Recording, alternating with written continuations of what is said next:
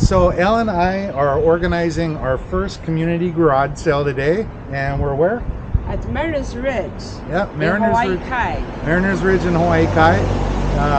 Yeah, it's a great opportunity for us to meet everybody in the community and help people to declutter their house. Especially. We met people who never done garage sale in their whole life since they live here for 20 years. Yeah. So today is a great day for them to clean the house, make a little small extra money, and help the community, right? Yeah.